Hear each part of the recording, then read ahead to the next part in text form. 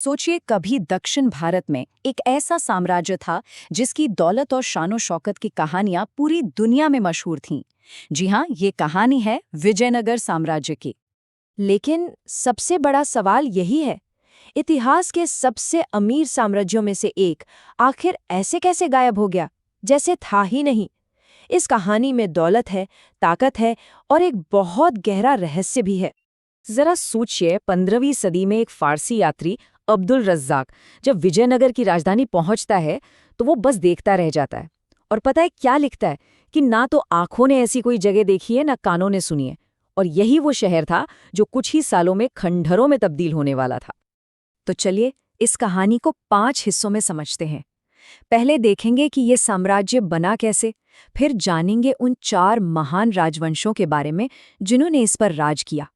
बात करेंगे इसके सुनहरे दौर की, फिर देखेंगे कि वहाँ का समाज और व्यापार कैसा था, और आखिर में उस एक लड़ाई की कहानी जिसने सब कुछ खत्म कर दिया। शुरू करते हैं पहले हिस्से से, एक दक्षिणी साम्राज्य का निर्माण। कहानी शुरू होती है 14वीं सदी के भारत से, एक ऐसा दौर जब हर तरफ बस उथल-पुथल मची हुई थी। तो हुआ यूं कि उत्तर में दिल्ली सल्तनत की पकड़ कमजोर पड़ रही थी और दक्षिण में एक तरह का पावर वैक्यूम बन गया था। इसी मौके को पहचाना 2 भाइयों ने, हरिहर और बुक्का। 1336 में उन्होंने तुंगभद्रा नदी के किनारे एक नए साम्राज्य की बुनियाद रखी, वही जगह जिसे आज हम हम्पी के नाम से जानते हैं। अब देखिए, साम्राज्य बना लेना एक बात है, पर उसे सदियों तक चलाना वो बिल्कुल अलग कहानी है। विजयनगर की कमान एक नहीं बल्कि 4 बड़े राजवंशों के हाथ में रही, और हर एक ने इसकी विरासत में कुछ न कुछ जोड़ा। सबसे पहले थे संगम वंश, जिन्होंने नींव रखी। उनके बाद आए सालुव और फिर तुलुव, जिनके दौर में साम्राज्य अपने चरम पर पहुंचा। और आखिर में थे अरविधु, जिन्होंने इसका पतन देखा।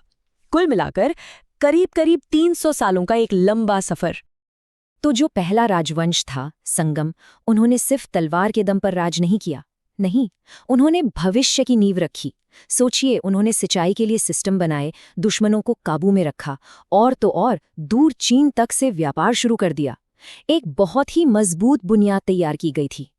और अब आते हैं कहानी के उस हिस्से पर जो विजयनगर का स्वर्ण युग कहलाता है। देखिए, हर महान साम्राज्य की कहानी में एक सुनहरा दौर होता है। विजयनगर के लिए वो दौर लेकर आए कृष्णदेव राय।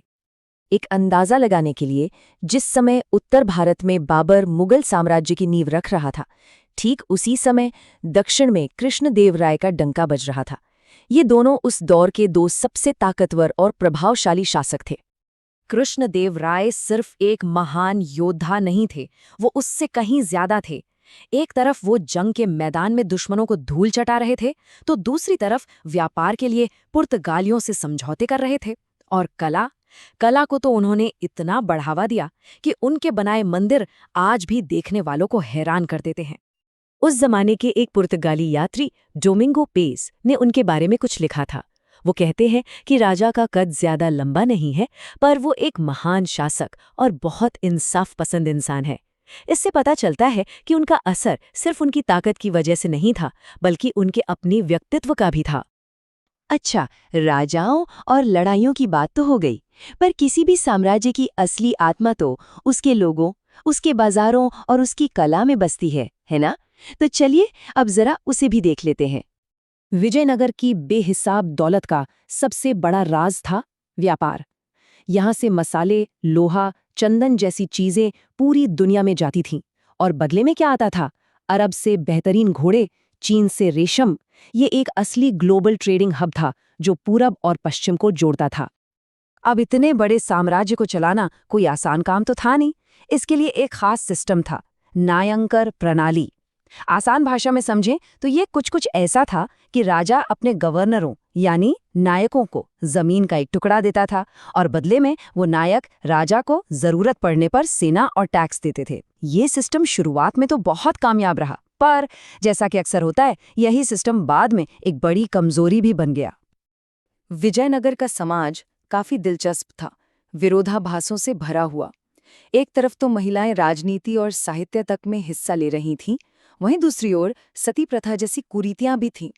और शायद सबसे हैरान करने वाली बात ये थी कि ये एक हिंदू साम्राज्य था, लेकिन यहाँ के प्रशासन में मुसलमान भी बड़े बड़े ओहदों पर थे।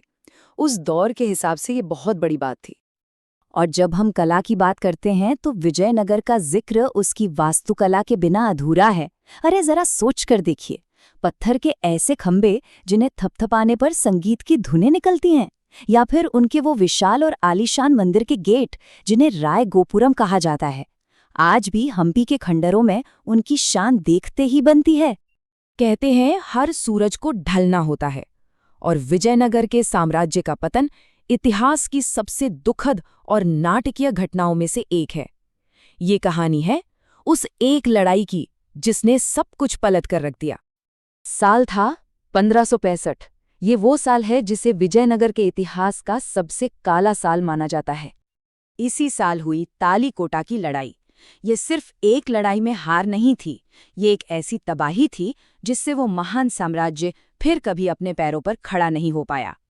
तो सवाल उठता है कि आखिर ऐसा हुआ क्यों? इतना बड़ा साम्राज्य ढह कैसे गया? देखिए, एक वजह तो बाहरी हमला था ही। दक्कन की सल्तनतों ने मिलकर हमला बोला और राजधानी हम्पी को तहस-नहस कर दिया। पर असली वजह तो अंदर की कमजोरी थी। कृष्णदेव राय के बाद कोई उतना काबिल शासक नहीं आया, और वो नायक जो कभी साम्राज्य की रीढ़ की हड्डी हुआ करते थे, अब अपनी अपनी ताकत बढ़ाने में लग गए थे। साम्राज्य अंदर ही अंदर से खोखला होता जा रहा था। तालीकोटा की लड़ाई ने साम्राज्य को एक झटके में खत्म तो नहीं किया, पर हाँ, उसकी आत्मा जरूर मार दी थी। राजधानी को हम्पी के खंडरों से हटाकर दूसरी जगह ले जाया गया।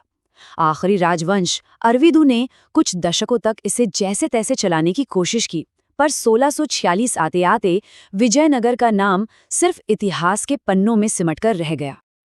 तो हाँ, विजयनगर साम्राज्य तो नहीं रहा, पर उसकी विरासत आज भी जिंदा है। वो हम्पी के उन शानदार खंडहरों में आज भी सांस लेती है। दक्षिण भारत की कला, प्रशासन और संस्कृति पर उसकी गहरी छाप आज भी देखी जा सकती है। तो आखिर विजयनगर की ये कहानी हमें सिखाती क्या है? एक साम्राज्य का इतना शानदार उदय और फिर इतना भयानक पतन। शायद ये हमें आज की दुनिया में भी ताकत, दौलत और संस्कृति के असली मतलब के बारे में बहुत कुछ सोचने पर मजबूर करता है।